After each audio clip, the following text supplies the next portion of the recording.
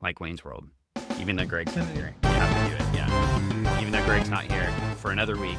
But Greg's fine. We don't want to put anything in rumors. Greg is just busy with some family things. He'll be back very soon. This is Palmer. Hi. He's not a listener. Well, I mean, but I he's my should friend. be a listener. He should be, but he doesn't listen to what I do because he has to talk to me other times. So why listen to me for an hour each week? No, I has to. I get to talk to you at other times, right? We've been friends for 25 years, so 26, I think. Yeah, 99 or 98? 99, 90, 95. 95? Yeah. Oh, yeah, that's right, because 93. Yeah, 95. So Yeah. 30 years now. Yeah. Yep. It's It's great. And and Palmer, when I went to college, I moved from the Pacific Northwest to the middle of, well, not the middle, northeastern Arkansas. Not a well, moving from Puyallup to northeastern Arkansas is not a culture shock, but Maybe a little. moving from the Northwest. Palmer was one of the few friends I had that actually knew about comics and read them and did things. So we talked a lot about comics. We were also on the debate team together because we're nerds, and that's okay. Because Greg and I also got Greg on the debate team at Lower Columbia. I don't even know if you know that. Oh, I think I knew that. I think you told. I think we've talked about it before. So yeah, I mean, it's just a kind of spinning around. Hey, funny book forensics, right? It's like debate. Yes. Yes, it's all connected. Well, since Greg couldn't do another, we will do Booster Gold, I promise. I even bought all the Booster Gold issues just so I could do them with Greg. So this is going to happen. Booster Gold's going to happen at some point.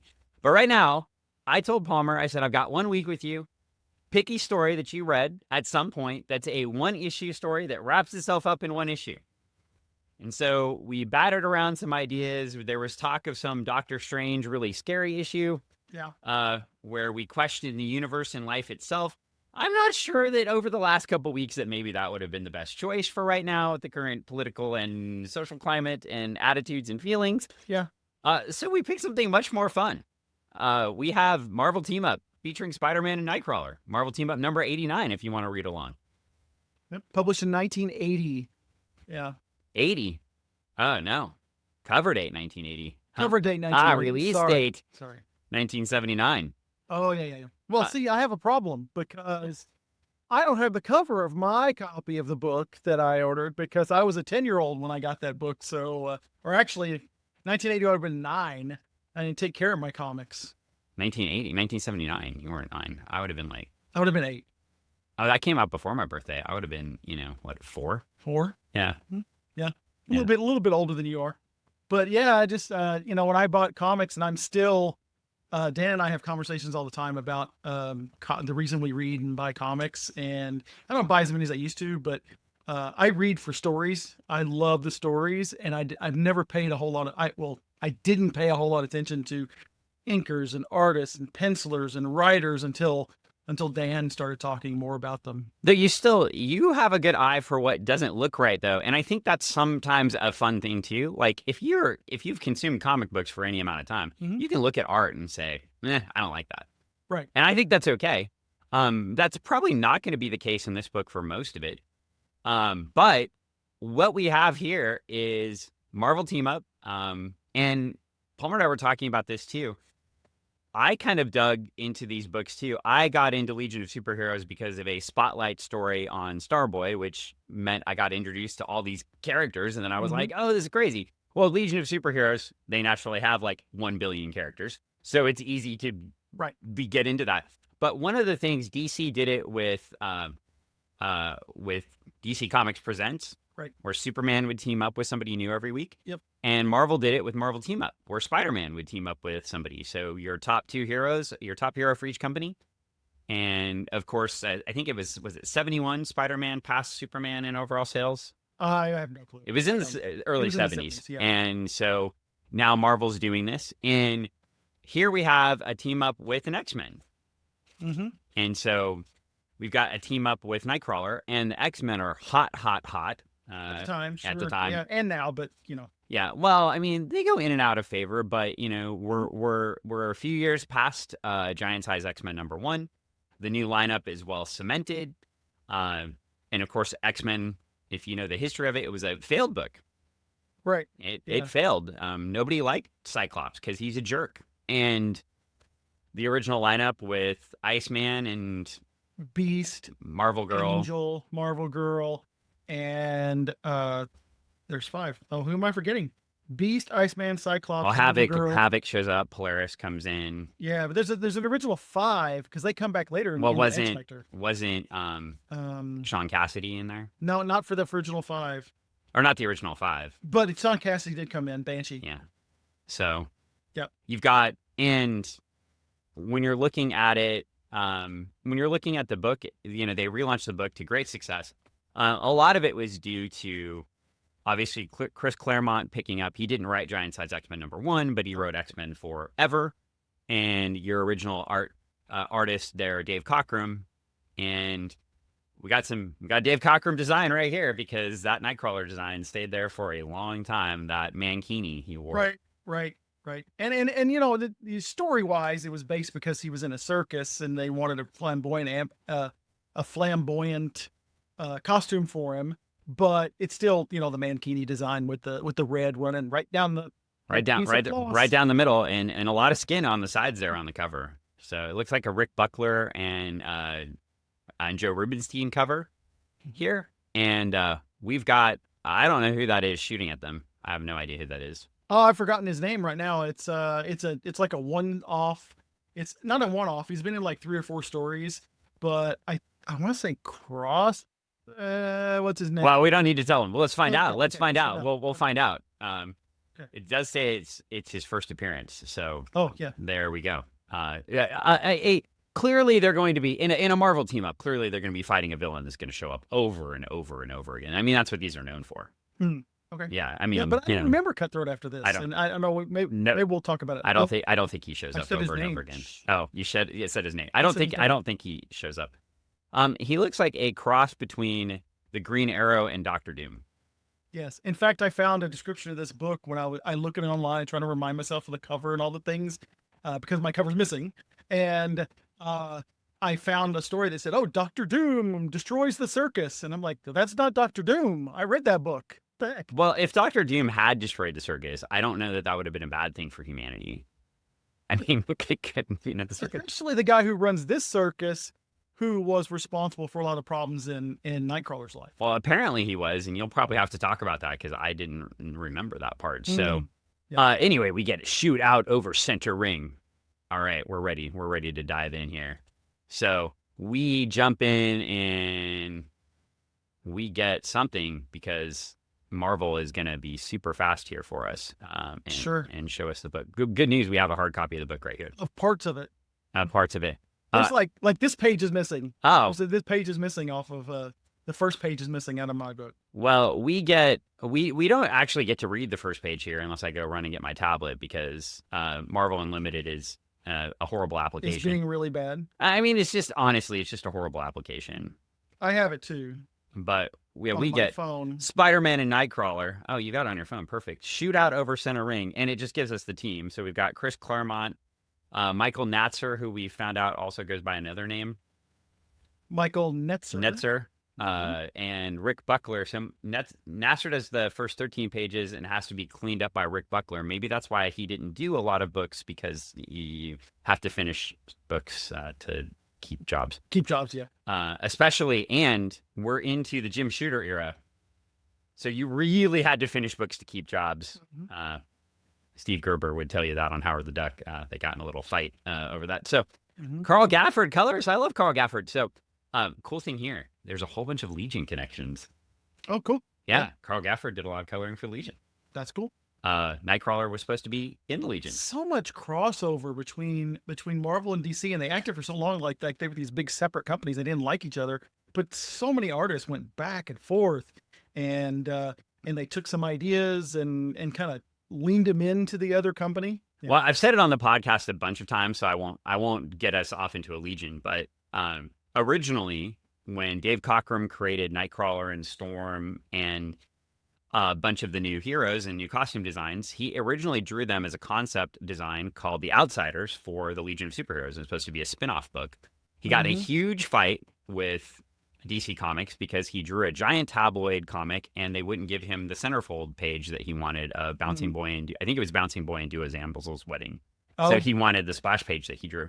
They wouldn't give him the art, and so he quit and he left. And when Greg and I met Jim Shooter before he passed away, so last year, at SummerCon, he told us that Dave Cockrum should be getting the credit for the X-Men's costumes, and that John Byrne gets maybe too much. Well, we said that, and he said he agreed. John Byrne should get credit for all the other things John Byrne has done, and maybe we should let Dave Cockrum have this one. Also told us a story about how he was roomies with Dave Cockrum. Oh, in an apartment, so that's kind of cool. Yeah. We start right here with that era of X-Men. Of course, John Byrne took over as the artist too. One of the things about the team up books, though, is you actually usually didn't get the art team that was drawing these characters. Usually going to be somebody else. So you're not looking at like John Buscema coming in here and drawing Spider-Man, right? Right. And I don't know who was drawing. Do you off the top of your head who was drawing X-Men? X-Men, because I think it'd be John Byrne. I think we're probably. You're probably right. It should have been. I'm pretty sure it had been John Byrne at this point in '79, and so, which makes sense. And then, so we're getting. You get kind of sometimes on the team up books, you get an art team that maybe isn't the best art team. No, I didn't mind the art in this book. No, I like it. I mean, there's a couple places where I'm like, whoa, what is that? The page that we can't see, the first page is really interesting to me. First of all, because it introduces, it doesn't introduce, but it brings in Amanda Sefton, who is Nightcrawler's future wife, and she's also a super powerful sorcerer and took over for the ownership of Limbo for magic for a while. Actually used the Soul Sword, and she's just a flight attendant in this, and she went into secret and became a flight attendant, and then that's where Nightcrawler and she fell in love. And there was a whole series of X-Men stories where she was just a flight attendant and Nightcrawler's girlfriend. And really inconsequential in the story as we go further. Just kind of there. Right. Yeah, it's just there because she doesn't do anything with it, and it brings up a whole question for me. Like, she seems so worried. So if she's this sorceress, why didn't she do a little twinkle twinkle in the background and take care of the problem and just not let anybody know? I don't know. Well, we don't know, but she seems very annoyed with Nightcrawler because he was late. But yes, he gives her a big smooch, and then they're friends again. I do have to share that if you're on the second page of the book, it reminds me very much of the Spider-Man picture in the movie where he comes down, hanging down, and pulls his mask down and gives a kiss. So, and this was definitely prior to that, 1979. So I'm wondering if they took inspiration. I don't know if this has happened before. I haven't paid enough attention.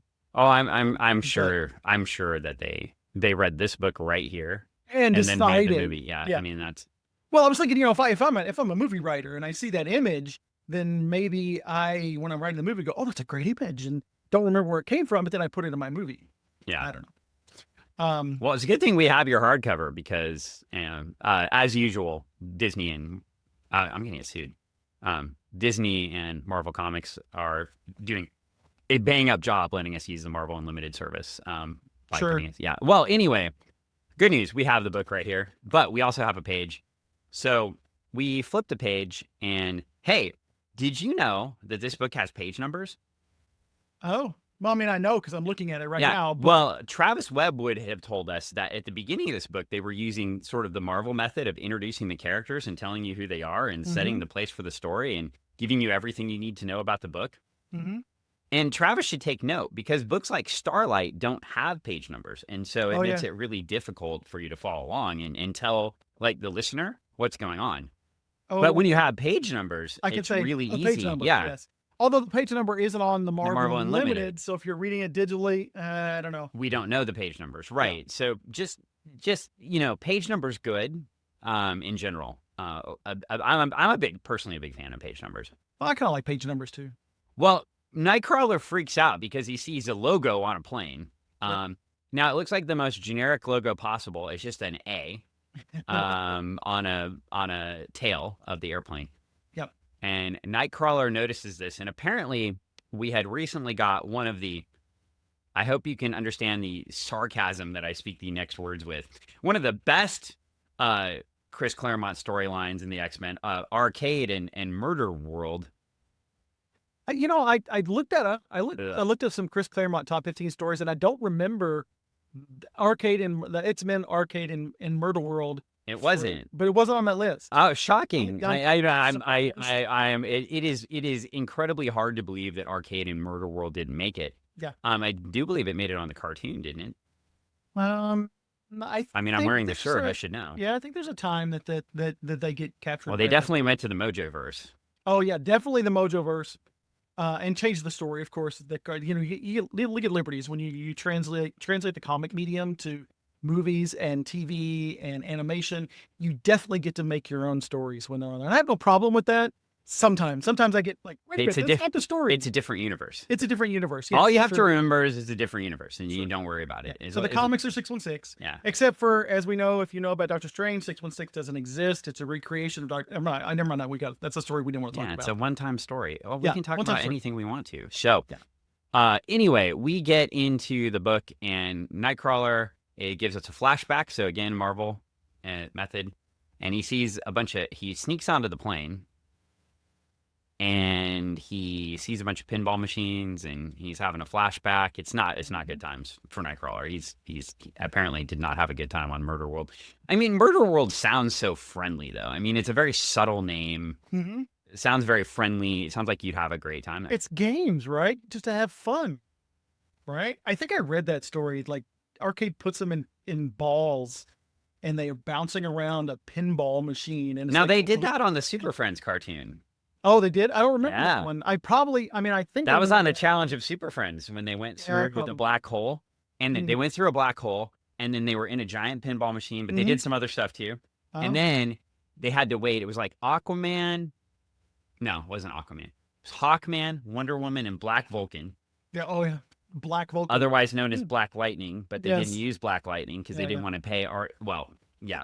And so they were stuck, and they went through a black hole. And so they had to wait until Green Lantern and Superman came. And then this is how science works, because Green Lantern and Superman combined their powers together Oh. and pulled them out of the black hole. Oh. Okay. Yeah.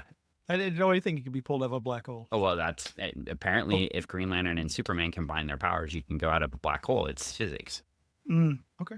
Just But if you've been looking, don't think about it. if you've been watching, the power level of Green Lantern, if the recent Superman movie, Nathan Fillion talks about how Oh God, that Nathan if they Fillion, fought- Nathan Fillion, not friend of the podcast. Go. He's not a friend of the podcast. You don't like Nathan Fillion? We've talked about that. You clearly Yeah, don't yeah, listen yeah, to the yeah. podcast. No, I don't listen. No. To the podcast. Anyway, continue. Well, it's bad. Continue on the greatness of Nathan Sorry. Fillion. No, Greatness of Nathan Fillion. I personally like him and his acting, but I think he's playing the best possible character. Guy Gardner is Guy a Gardner's complete the biggest asshole, jerk bigamist. in Or, DC is he a Comics. bigamist? I don't think so. I don't think he's big as DC Comics. I'm gonna just give him attributes that Just give him. he's an evil abuser. ones. He's a terrible. Well, anyway, It doesn't matter. Well, the point that I'm trying to make is that there's talk among the director, and I've lost his name right now, of the James Gunn. James Gunn and Nathan Fillion, about if Superman and Green Lantern actually went at it, it'd be a close fight. You'd probably be surprised that Green Lantern would probably beat him. Well, now that Green Lantern, well, we're off topic already. Now that Green Lantern doesn't have the yellow impurity, Right. I think it would be very difficult. When Green Lantern could be defeated by a dead end sign. A traffic cone. Yeah. Well, no, traffic cone. Some Traffic sign. Traffic sign. Just Just bang. hit him with a traffic sign. I mean, I think Superman probably wins that one. Yes. So That's an interesting question. How does Green Lantern's ring work under a yellow sun at all? well, it can't hit the yellow. Well, anyway, so Okay. Nightcrawler. Yeah, back to Nightcrawler. Nightcrawler is reliving his experience on Murderworld. Mhm. And then he's like, oh, there goes Arcade. I don't like Arcade. He's a bad guy. Is that a fair assessment of this page? And then he It grabs his girlfriend. Yeah. Well, he teleports out of the plane. Yeah. And if you Oh. know about Nightcrawler, when he teleports, he does what? Well, he goes to a ski resort in. It's true. He goes to a ski resort for a while and then comes back. Yeah, Is he that what always you're saying? says Banff. Oh, Banff. Banff. What ski resort is Banff? It's in Canada. Oh, so I didn't even know there was a ski resort called Banff in Yeah, Canada. that's how he became friends with Wolverine. Oh, okay. Well, I guess he was skiing in Canada. But when he teleports, he leaves the smell of brimstone. Yes. And we're building that whole What does like brimstone smell like? Mm, it smells like stone that is brim. I don't know. I've heard. I don't know. It, Sulfur, maybe? is it sulfur? Sulfurish? I think it's Okay. sulfurish. What does? I mean, we could look this up while we're Sure. analyzing the page. I mean, that's what the internet's for, is asking questions like, "What does brimstone Does it smell smell like?" like? Yeah. Yes. But we need smell-o-vision, right? Yeah. Smell-o-vision that would spray this. Oh, hey, it's a top search here. Oh, yeah. Brimstone, historically associated with sulfur, you were correct, has a Yeah. strong, pungent odor, often described similar to rotten eggs or burning matches. Okay, well, there we go. Yep. So it smells like burnt matches every time he teleports. Mm-hmm. Okay. Well, he goes back to the sorceress. But Yes. we're not The gonna call her that. non-sorceress. The non-sorceress. The Amanda, sorceress. the flight Amanda. attendant. The flight attendant, who's more powerful than anyone in this story. Right. By far. Easy. Okay. Yep. And Arcade's just going off about Fatso. Fatso, geez, here we go. Arcade, Mhm. you are a bad guy. Yes. You're kind of a jerk. Yep. And then he's like, what's this brimstone smell? And he's like, ha, well, I'll be. Only one body in the world makes a stink like that. You know, I don't think that's true. I think there are quite a few human bodies that make a stink like that. Like, I mean, poor Nightcrawler. Like, I was on the train to PAX and probably smelt a few bodies that smelled like that. yeah, or, you know, things that come out of bodies that smell like that, I think. Well, I don't know who this woman is in the Electra costume.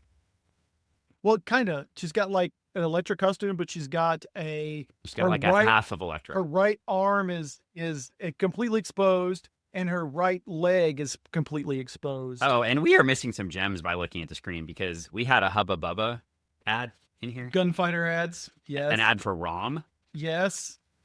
What? Oh, wow. Okay. Yes. This is why it's fun to have the original. Oh, we're not to the ROM ad yet, though. Okay, Yeah. so, yeah. Do you know who this person is? I've lost her name. It's in Miss Locke. It's on there. Miss Locke. She's Arcade has, she's like a martial artist and an assassin, and she helps Arcade with protect him and help him with his murder world. And the guy that he's talking about is actually Amos Jardine. And it's interesting. I think it's a Chris Claremont kind of ad here, is because, Well, he is writing the book. oh, I know. But what I'm saying is, we're getting more backstory on the characters, and Jardine owned the circus that Nightcrawler was in Germany, and he was an acrobat. And is when our Jardine bought the circus, he put Nightcrawler and put him in the freak show. Apparently, he only had 5 appearances in Earth 616. So he started out in Man Thing? Yes. Okay. Yes, because Man Thing was in the circus too, and I don't remember who. Oh, it was Spider-Man. Yeah, Spider-Man helped him. It's actually another Marvel team up. So I it's don't a know how Marvel. I It's missed a that. Marvel team up storyline. Okay. Yes. Well, that's good. So we've got some continuity in the old Marvel team up here. Right. And so Jardine is through this. I think they wanted to kind of make him like a little bit of behind the scenes bad guy, Yeah. but then I don't think he was impressive enough or memorable enough or flashy enough. Who knows? We'd have to ask Chris, I guess. Yeah, and which you still can. So Yeah, you still can. well, I actually really like the panel layout on this page, where you've got a split panel of the scene with Locke and Jardine, and in the background you have Amanda and Kurt in the background talking and planning about what they're going to do. And now, Chris Claremont is an amazing writer, obviously, and wrote the X-Men for a long time, and wrote many things. And I wouldn't want to challenge, of course, Living Legends writing. But a little bit maybe, because we're loud. Everybody's allowed to chat. But Nightcrawler's power is to teleport, right? Yeah. Okay. And do we know has any magical powers at this point? Nope, not at all. Okay. And he doesn't, because he actually talks about it in here. If I leave her here, she might get hurt. Yeah. So I better take her with me so I can protect her. Why? Well, you could just leave her there and let her stay at the airport with all the police and the security and all that kind of stuff there. Okay, so we're not going to know about being a sorcerer until it looks like 6 months from now. Okay. Yeah. Okay. So they're setting it up. Claremont's setting it up, but not yet. And anyway, they decide to go in a trunk of a limousine. Of Jardine's limousine. Okay. I mean, that is a strategy, of course. Yes. Well, they overheard Jardine firing Arcade to assassinate a hero, and it's not Nightcrawler. So if it's not Nightcrawler, who do you think that Jardine wants to assassinate gets assassinated? Yeah. Okay. The Spider. I will say the next page where they're traveling in the limousine and they're telling a story. There's a lot of text on this page, but it's fine because the panel layouts are really nice and accompany the text. Yep. And there's a big long string of text, but they just kind of give it its own box. So maybe a little bit of overriding on this page, but again, they're giving you all the background. So this is telling us the whole background of Jardine and what I shared with you about the circus and that kind of stuff. what he's doing, and yeah, why Nightcrawler is having this massive reaction to this guy. Mm-hmm. And then we flip the page in the book and we get an ad for one thing that is awesome and one thing that is okay and one thing that is totally disgusting. So there's an ad for Whoppers, which... Do you want me to guess which one you think is disgusting? Yeah. The Whoppers? Iron-On Cheryl Ladd patch, and what is this? Dallas Cowboy Cheerleaders and Kiss, or ROM. Which of these things do I think are disgusting? I will think that the T-shirts is disgusting. Okay. That I don't know if you like Whoppers or not, which is it's not that weird. My dad really liked Whoppers, but they're okay. The malt doesn't. I really don't like malt. But ROM is awesome, so I guess Whoppers in the middle. That's how I guess. Whoppers are at the bottom. At the bottom. Malted milk is by far one of the most disgusting things ever made. We have an appearance by Juliet here. Juliet coming in. She can't stand us talking without being involved. Come here, girl. There we go. There's an appearance of Juliet on the podcast. Welcome, Juliet. We're going to put your tail right in Palmer's face. Yeah, that's all right. And then, so we get to the next, we get to the story, and obviously we got to progress this, and everybody ends up at the circus. Awesome. And Nightcrawler's like, aha, I'm at the circus. My outfit was born for this. Yes. His outfit's born for it. Do you know how Cockrum came up with a lot of the costumes like for Legion and X-Men? I don't. So he was a big fan of trying to incorporate new fashion trends into the storylines and into comics. So he would actually like watch like fashion shows and stuff. Oh, really? Yeah. So that's where you got some of these really like skimpy costumes that he and then Mike Grell, who picked up Legion after him. Mike Grell's kind of known for drawing a lot of the very skimpy costumes too, right? And Warlord as well, and Green Arrow, and less than Green Arrow, I guess, but Warlord for sure.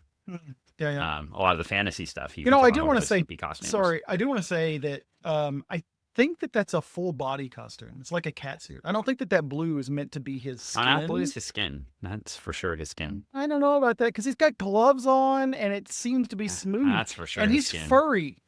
That's for sure. Like Nightcrawler is furry. Like when they draw Beast, he's furry. Did you see those muscles on the cover? That's for sure his skin. Like, look at that. Well, but you could see Spider-Man's muscles through the blue too. What? I think it's a costume. We'd have to look and see. I think it's some skin. Yeah, but you think it's some skin? Well, look at the other acrobats. So they are open at the top and closed at the bottom. Yeah. Well, it doesn't really matter. It clearly does matter. For those of you who may think that it's a costume, I think it is a costume. No, Dan thinks it's skin. No, the red is the costume, the gloves are the costume, but everything else is furry Nightcrawler. Furry Nightcrawler. Okay. That's just way too much. That's just way too much costume to wear around to be mobile and to bamf everywhere. And you may be right, but I don't know. It looks like it's sitting over, so it's a two-piece costume, maybe. Yeah, but if it's not a costume, if you look, it could be like he'd be completely exposed at the bottom. I mean, you may be right, but look how the neckline, the face and the neck goes right. It doesn't look like there's no split there. Is he wearing a mask too? Is his hair a costume? I don't know for sure. I don't see any split there. I don't know. And it looks like the red's a part of the boots. A little split. Nightcrawler may just like to be a little exposed when he's out in public. I mean, it could be fun. Like you've got to move around a lot like that. Well, anyway, we are venturing with Nightcrawler and what is or isn't his costume into the circus here. And we find out this Jardine guy wants to kill Spider-Man. Mm-hmm. Yep. Because everybody does, apparently. It's center stage. Yeah. And he's thinking about it as a it'll maybe popular. Everybody want to see the circus where Spider-Man died. And I assume this has something to do with this man thing we were talking about. So, but yeah, like, okay, so we're back in the circus. He's trying to lure Spider-Man out. And Nightcrawler's figured out the plot. And he's going to go take care of things. And then, lo and behold, guess who's taking pictures in the audience?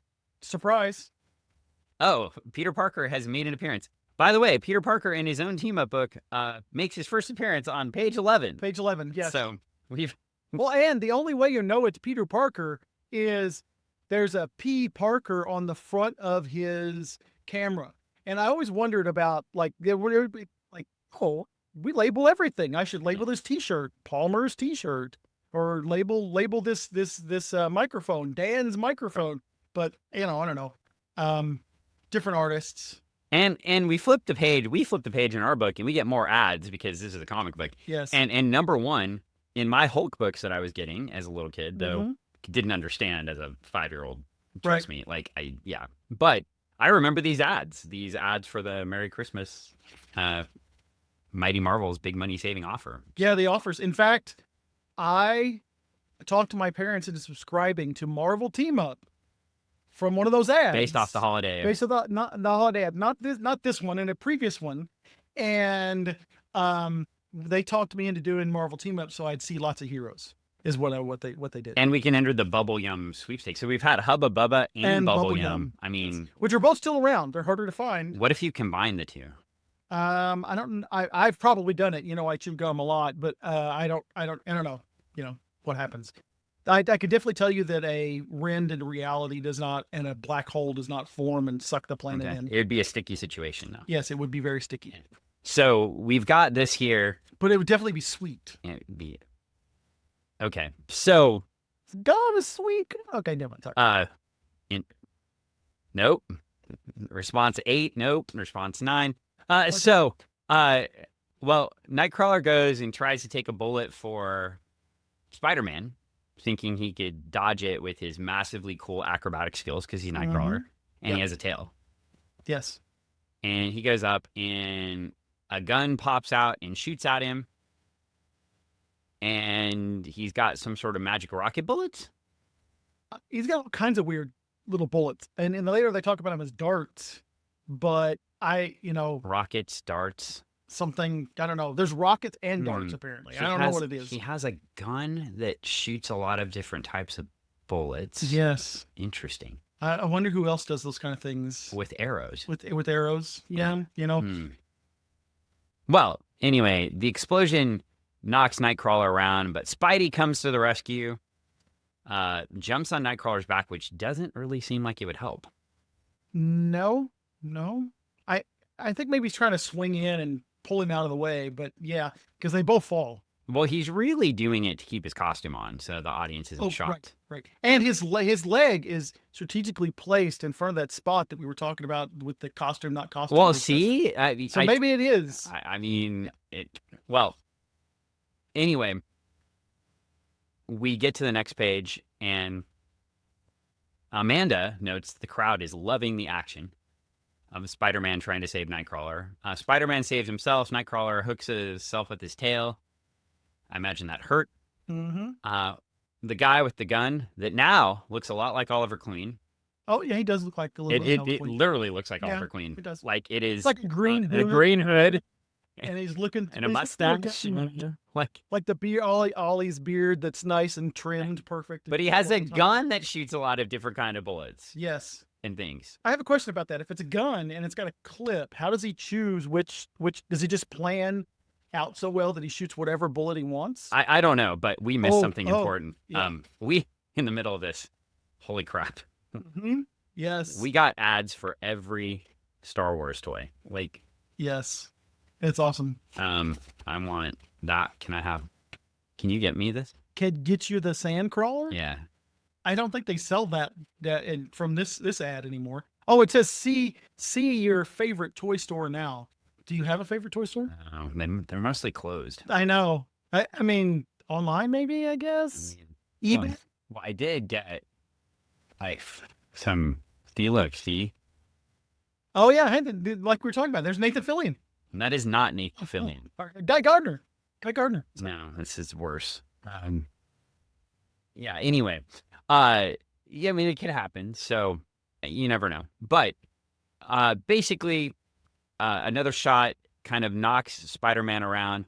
Now Spidey's falling. Now Nightcrawler. So we flipped. Now Nightcrawler has to save Spider-Man. So he yells the name of a Canadian ski city. He teleports again. Bamf, bamf. Smell of brimstone. The one thing about this panel is it's interesting because he supposedly teleports twice to cross like 50 feet or something. And there's no brimstone on that one little piece. It's like falling letters, bamf, bamf, and an image of him spinning around. Oh, it's Banff. I can't even say the difference now. It's BANFF, not BAMF. Do you see the difference? I mean, it's Maybe is a little bit different. Yes. Then a So if he accidentally says an he ends up in Canada. Yes. But if he says an M, he ends up, and there's 2 F's too. There's 2 F's in the Canadian hotel. Yeah. So we could get directions. But some of the inkers and some of the pencilers would make Banff with BAAMMM. I mean, depending upon what they wanted to do. So it could be this. We could travel there in 10 hours and 24 minutes just to check it out. 10 hours. Well, and that would be a feat for Nightcrawler.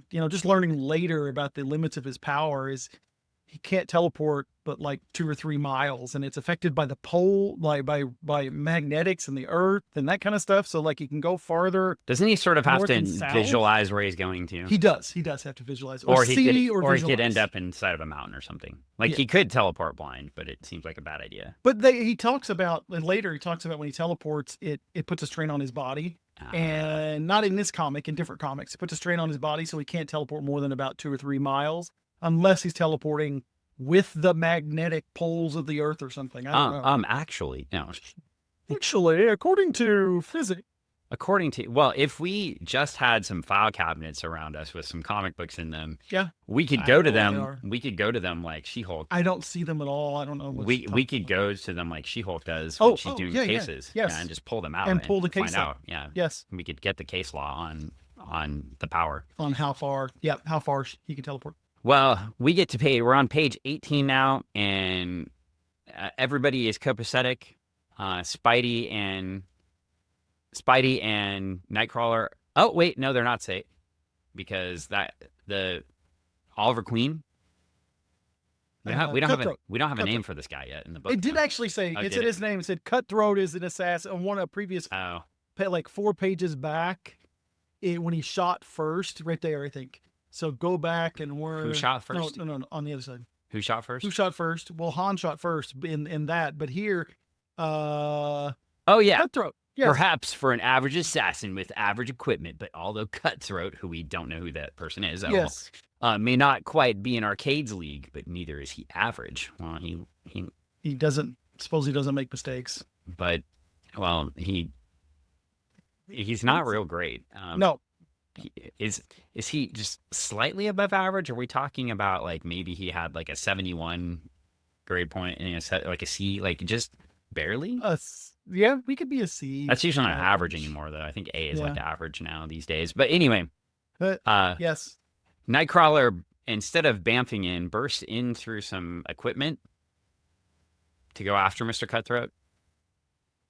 It's supposed to be some kind of control booth or something, but like he was shooting, so wouldn't the window already be open? Or now Cutthroat is wearing like a costume design that is a combination of the Green Arrow's costume of a Cobra costume, not G.I. Joe Cobra, right? Like DC Cobra. Yeah. And Dr. Doom all at the same time. Kind of, and he's got little things on his waist. It kind of looks like first when I read it, they looked like they were skulls to me. I agree, but I don't know that those are skulls. This is a man out of time because he had pouches in comics long before pouches were cool for costumes in comics. Like, sure, I think a young Rob Liefeld saw this and was like this pouches should be everywhere. Like everybody needs fucking pouches. Like this is Pouch Supreme right here. That could be its name. Yeah. I think Liefeld should have drawn Nightcrawler because his feet are so weird. It wouldn't have mattered if he drew him bad. That's a good point. He should have drawn Nightcrawler. Liefeld's like, man, Liefeld's been all over the internet lately. Maybe we let him know. Yeah. So yeah, actually, he said something impressive the other day. He was talking about his Mount Rushmore of comic book creators, and Neil Adams was on his Mount Rushmore, and he said Neil Adams is the best illustrator in the history of comics, which I agreed. So it's hard to who do you list as better? I mean, who could you say is better? And on top of my head, I can't. Now, I did tell you I don't follow artists and creators as much, but can't think of it is hard to identify anybody that's better. I mean, honestly, but I mean, there are a lot of obviously there are a ton of great artists. So, and I think with art also, it depends on your style, right? And what you prefer. But man, Neil Adams, even though he did go crazy for a while and think space aliens were real, which I do too. But I mean, space aliens are real, but are they interested in us? Yeah. I don't know. But I mean, there are so many great illustrators out there too. But yeah, I was surprised that Neil Adams made his list, honestly, based on how he draws. So when I love Neil Adams' work, but right here I have a bone to pick with this page. So we get here and so we're onto the Rick Buckler pages, by the way. Oh yeah. He busts in the window, and he's fighting him, and he's got his one hand on a gun, left hand on his chest, and he's got his foot like bent up way up to his chest, on his chest as well, because Nightcrawler's super flexible. And he punches him with his left hand. Now, if you're to punch somebody, where do you punch somebody? Do you punch him in the arm? Do you punch him in the leg? Do you punch him in the chest? Or do you punch him in the wide open face when you're trying to punch somebody? I'm thinking about face, but Nightcrawler punches him dead in the chest. And it hurts his hand because he's wearing like super armor or something. Some kind of body armor. It hurts his hand so much he falls down and is in pain. He's like, ow. And then this above average, punched. He does punch him back, but Nightcrawler's like, Well, I mean, he punched him in the chest and then took a right hook to the jaw. I mean, that could fell anybody. We have more ads, by the way. Oh, nice. We get Elastic superheroes. Oh, Mego. These are Mego here. Okay. And then we have an advertisement for the Rom comic book written by Bill Mantlo and drawn by Sal Buscema. Yeah. So you get like a preview page. Yeah, like a one-page preview of him fighting deviants. Well, we flip the page here, and we get Spider-Man trying to get people out of the way because now... I do have to point out. I'm not sure. How did this happen? So Spider-Man pops in. He helps him up. Oh, this guy's gone, though. Cutthroat. Yeah, the guy ran away. Okay. And Spider-Man helps him up, and then he teleports, they swing out, and he's running out of the crowd. Yeah. And if you're reading along, you've got to read this. Page 22, the top right-hand panel, there is a guy running in the crowd with a Superman t-shirt on. Yeah, which is weird. And it doesn't make me wonder, is Earth 616 and the DC universe actually the same universe? Also, or was Rick Buckler just drawing for DC literally a year before? Yep. And probably moved over to Marvel after the DC implosion happened, which we've chronicled on this podcast. It also did happen at Marvel, but for a quick recap, a giant snowstorm and increased paper prices had DC cancel a crap ton of books. And the book Rick Buckler was working on, Karate Kid, which is another Legion book. Sure. Yeah. So we've got another Legion tie-in. We had a Legion artist coming over to X-Men and creating all the costumes. And then Rick Buckler drew a book, which I didn't enjoy very much, but called Karate Kid. Well, he drew some covers for it. And now he's over here. And conveniently, there's a Superman in the corner. Do you think he's sending a message? I don't know. Maybe he's trying to send a peace message. Like to say, hey, we can all be friends. Or maybe I can come back and you can pay me for you can pay me for doing a book I like instead of filling in for Netzer when he left for whatever reason. We don't know why. Why he didn't finish the book. Why he didn't finish the book, yeah. Well, now we have everybody's favorite, stampeding circus animals. Yes. Because the solution to this is to not use my gun with its many cool things. Yes. But it's to release all the animals so they can stampede. Yes. Tigers and elephants. And it says all. But We just see tigers and elephants, I think. I don't even think there's a lion. I don't even remember. We'd have to look at the next page to see if there's a lion. I mean, it looks like Cutthroat sort of has a long history that pops up after this. He apparently defeated Mangler and Deathstroke. Wait, how did he defeat Deathstroke? I don't, what, I don't, maybe that's different.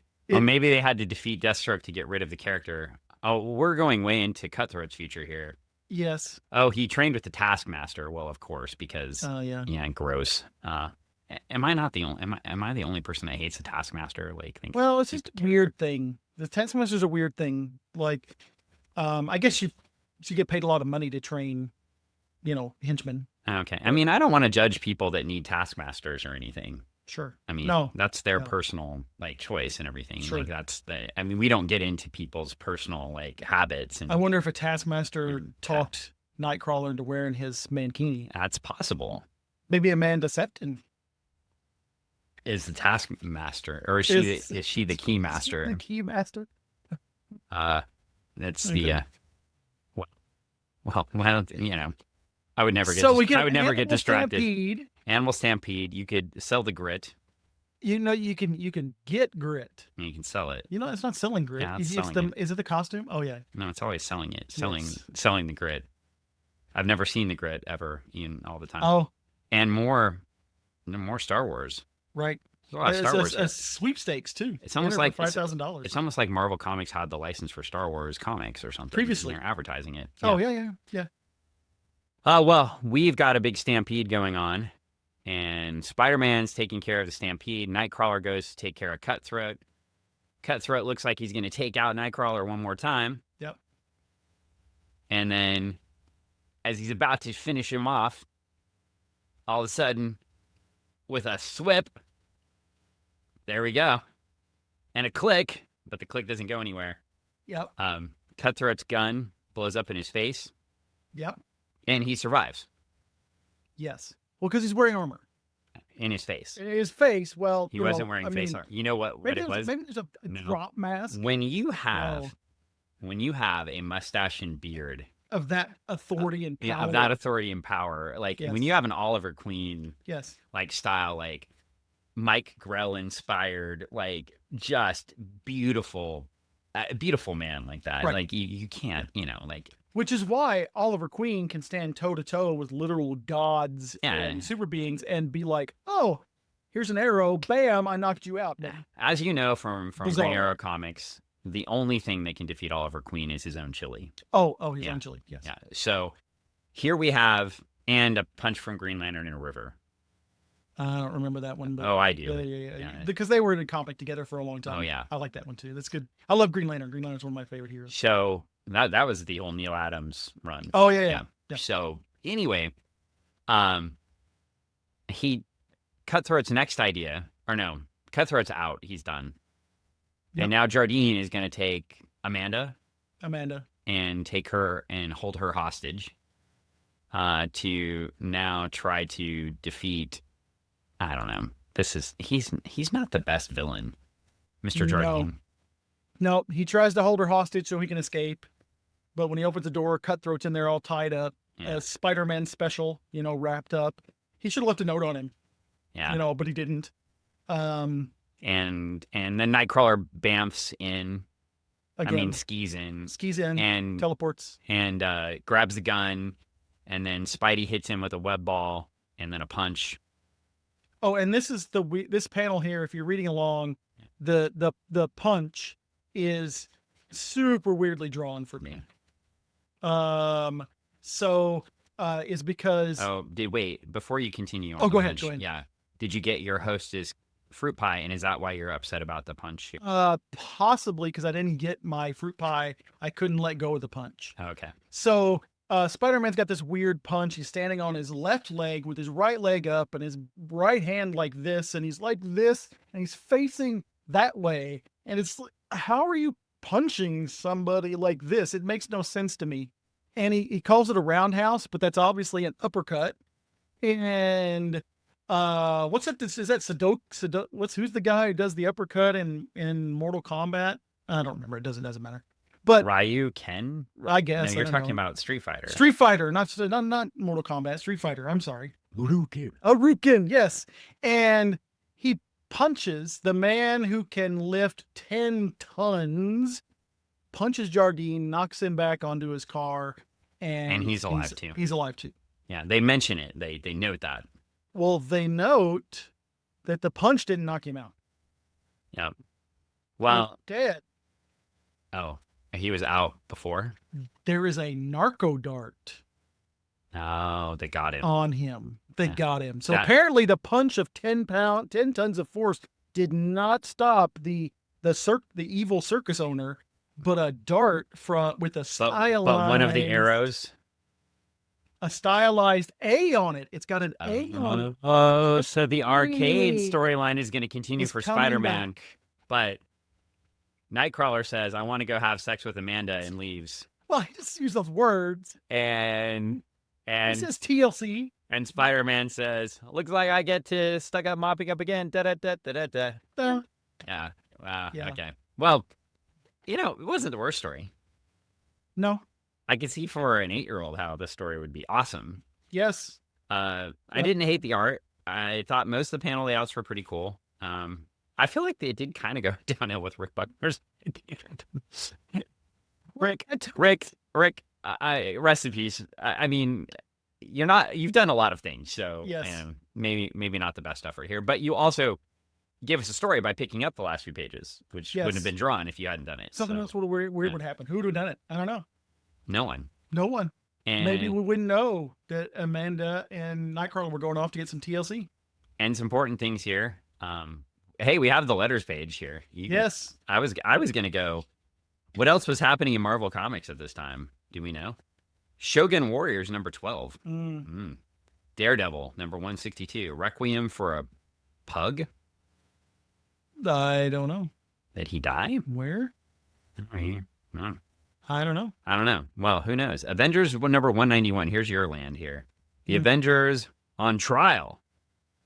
The Grey Gargoyle strike. Well, how many times the Avengers were put on trial because of Peter Henry Gyrich? Ugh.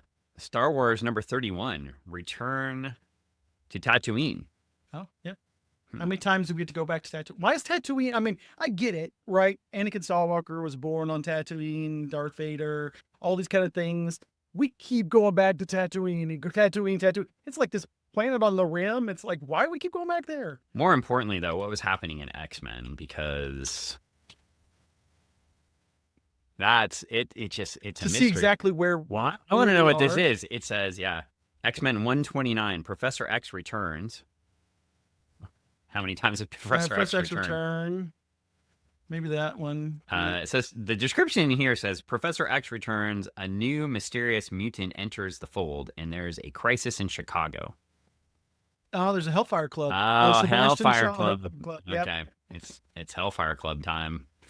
You know what? I think this is pretty soon after this. Claremont does the.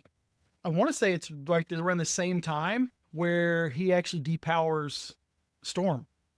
Mm. So I think it's maybe in this sequence about the same time he decides to take away her powers and make her. It's Kitty Pryde's first appearance. Oh, nice. Yeah, the same month. Well, it says the release date was October. Yeah, Cover that's the date same January. month. Yeah, that's what this was. So, Yep. yep. All right. Well, Kitty Pryde appears when Nightcrawler, and that's funny. So Nightcrawler's in a different book when Kitty Pryde appears, but he's in the X-Men book too. Right.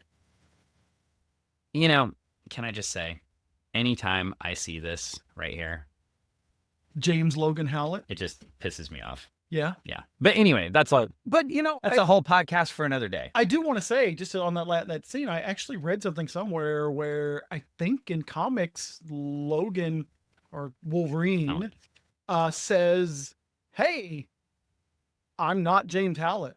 So he's putting things in. Maybe he's just talking about I'm not that person anymore. Maybe that's on Earth But- 617. Seven. But no, I think in the comics coming out around now, there's a scene where he rejects the James Howlett like storyline because it's a weird storyline. The whole storyline's weird because he's like this wimpy, I can't believe I haven't sold it frosty yet. kid and like I don't know. It's just weird. ROM Space Knight number 2.